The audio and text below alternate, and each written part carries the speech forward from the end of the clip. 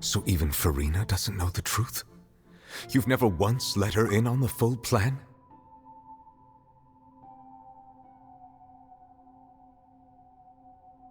Yes, it had to be done. To deceive the heavenly principles, you must first deceive yourself. She did very well. If she had let her resolve falter even once in these 5 centuries, Fontaine would have been doomed to the most tragic fate. It seems that trusting humanity was the right decision after all. I believe that I understand how your deception works, but that is only half the truth, is it not? How would you build on this foundation to save the people of Fontaine? That is the most important thing. Ah, good. Of course, the Iudex of Fontaine has pinpointed the crux of the issue. I'm sure you've long sensed that the Oratrice is no simple machine, yes? I've always suspected that it had its own consciousness, and Lenny did mention that he heard a human voice within the core chamber.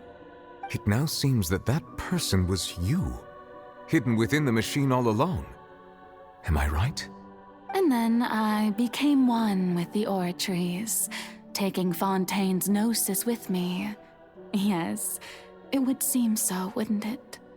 Alas, your understanding of this device still lacks sufficient depth. In truth, it is no enactor of justice. It is, in fact, a device created to kill the god of justice. I beg your pardon? Oh, you have it. And to be more precise, not only will the Oratrice take down the god of justice, it will also take down the divine throne upon which she has been placed. I mean, did you think I would be the sort to enjoy peaceful repose while Farina suffered? My work over these last 500 years has been to constantly accumulate indemnitium within the Oratrice. But really, some have already discovered that only a small fraction of the energy generated by the device was ever used to provide power to Fontaine. The vast majority had to be, accumulated to enact this death sentence. It was all part of your plan then? Both the trial and the sentence? Indeed. This power, accrued over 5 centuries, could have sustained Fontainians for millennia had it only been used for that purpose. Almost all of it has now been stored within the Oratrice. But only power of this magnitude could hope to destroy the Hydro Archon's divine throne, shaking the rules established by Celestia and breaking through the institution that is the Seven. So the Oratrice's call for death was for neither Farina nor Focalor, but for the Hydro Archon. The destruction of that divine throne. If I do not misunderstand your intent, you must be... Returning what's rightfully yours to you, of course. In other words, this was all done to return the authority of the Hydro Archon to the Hydro Dragon of this planet.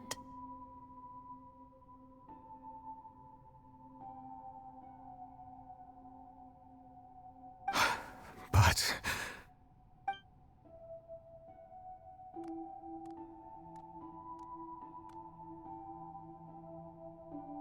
Oh, what? Getting sad again, are we? The authority of the ancient dragons shall soon be yours once more, O Hydro Dragon Sovereign. And this is the face you make.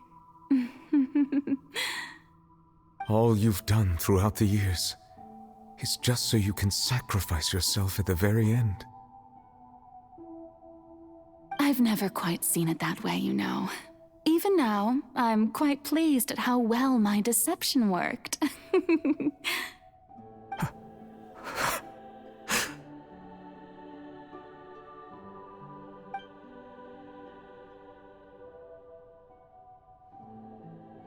Hydro Dragon, don't cry. I must say, had it been within my rights, I would have loved to judge the heavenly principles themselves. Were they not guilty of essentially the same crime?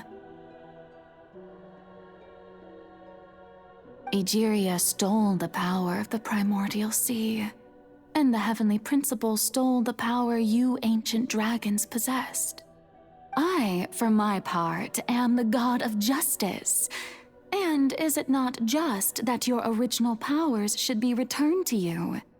Speaking of justice, I have always believed that justice lies in the process of pursuing human existence itself. So, if the theft of the primordial sea's might was Fontaine's original sin, then, leaving matters of procedural right and wrong aside, the descent of the Fontanians as humans and their right to exist in this world would be Fontaine's original justice. In other words, existence was Egeria's justice, and to me, justice is the continuation of that existence. Defying the prophecy and ensuring that Fontaine's people shall live on, that should be the justice enthroned over all others. At this point, we, whether it be myself or all other Fontanians, have shouldered the burden of this sin for far too long. Iudex Neuvillette, the highest judge in our land, when you regain your full power as an elemental sovereign, what verdict shall you pass upon us? So when I was invited to the court of Fontaine to serve as Iudex, I see now that that was your idea too. At last, I now understand the true purpose behind this position. In the beginning, I was uninterested in human existence. But these 5 centuries of living alongside them have gradually brought about mutual understanding between us. And I have even attempted to feel as they feel. You are a devious one, Focalors.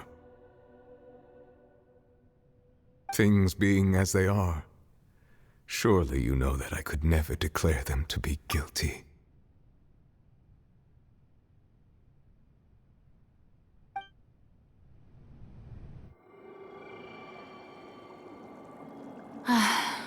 The hour of my execution is almost here.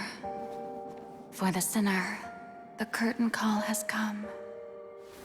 I know I may not sound it, but faced with death, I find myself a little afraid. Perhaps this is one thing both gods and humans have in common.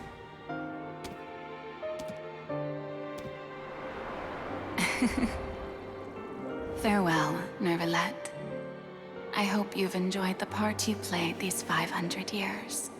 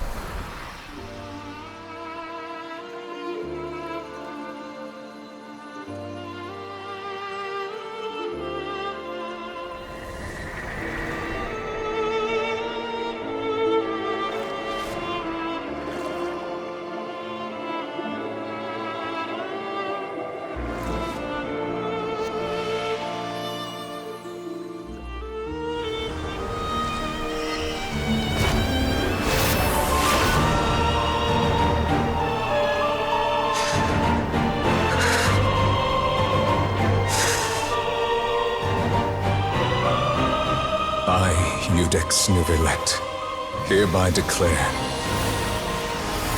people of Fontaine, your sins are forgiven.